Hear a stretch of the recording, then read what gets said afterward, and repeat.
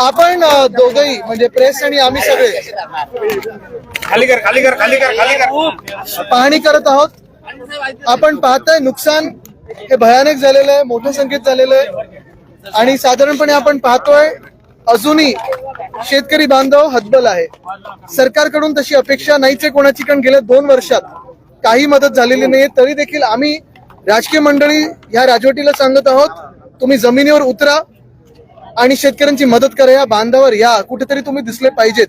आज शेतकरी हतबल झालेला आहे। आपण पाहताय बागायतदार असतील आणि इतर ज्या शेती आहेत, खरोखर नुकसान जास्ती झालेलं आहे आणि ही कथा ही काही नवीन नाहीये, पण पंचनामे देखील अजून सुरू नाही झालेत। काल रात्री ऑर्डर निघालेली, आमचा दौरा ठरल्यानंतर सरकारला थोडी जाग आलेली आहे।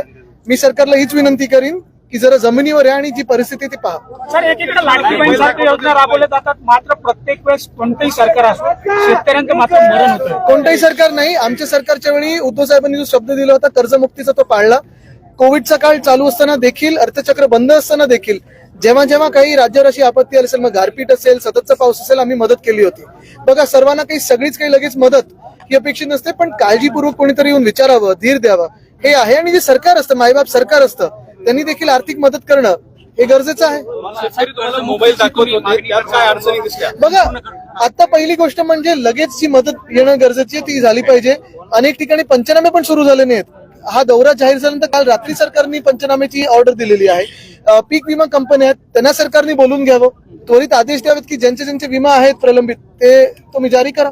ई पीक पाणीची काय अडचण आहे? ई पीक पाणी तुम्ही आणि आम्ही दोघांनी पाहिलं, एकतर ते लोकेशन पकडत नाहीये, दुसरं म्हणजे ते एवढा फॉर्म भरण्यासारखं आहे, म्हणजे तुम्ही स्पर्धा परीक्षेत बसाल एवढा फॉर्म तो भरण्यासारखा आहे। त्याला ट्युशन क्लास लावली पाहिजे ई पीक पाणीचा ऍप भरण्यासाठी।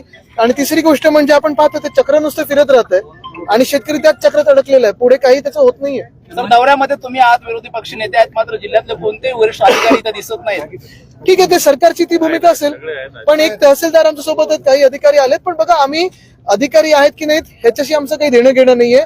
अधिकाऱ्यांनी मागच्या वर्षी देखील पंचनामे भरून पाठवलेलं शासन दरबारी, शासन काय करतंय, मंत्री महोदय कुठे आहेत ते बघणं गरजेचं आहे। राष्ट्रपती महोदय आज मराठवाड्यात आहेत, त्यांनी देखील याच्यावर थोडं वक्तव्य करा, कारण त्या सर्वोच्च पद है। सर, हिंदी में बताइए, आज आपने भारी बारिश से हुए नुकसान का दौरा किया है, क्या आपको निदर्शन? महाराष्ट्र के किसान की हाल आप देख रहे हो, आज हालात बहुत ही खराब है और ऐसी हालात में सरकार जो है इन्होंने मदद करनी जरूरी है।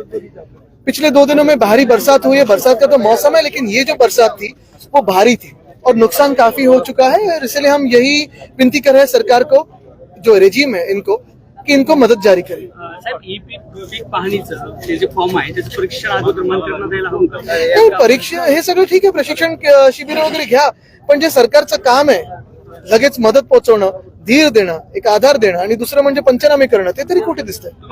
खूप अवघड आहे, तर हे मंत्र्यांना तरी अवगत आहे का असं मला विचारायचं? आता मंत्री कुठे आहेत, कुठच्या जिल्ह्यात आहेत, काय करतात कोणाला माहिती? मंत्र्यांचं नाव तरी माहिती का? शेतकऱ्यांना विचारा। ई पीक पाणीची आता त्याची समृद्धी महामार्गावर सुद्धा नोंद झाली आहे कापूस पेरणीची। आता जाऊ दे. समृद्धी महामार्ग खड्डे किती? देश विदेशातील प्रत्येक घडामोडींचे लाईव्ह अपडेट मिळवण्यासाठी आता साम टीव्हीच्या सर्व सोशल मीडिया प्लॅटफॉर्मला लाईक, फॉलो आणि सबस्क्राईब करा। तसंच सर्व नोटिफिकेशनसाठी बेल आयकॉन प्रेस करायला विसरू नका।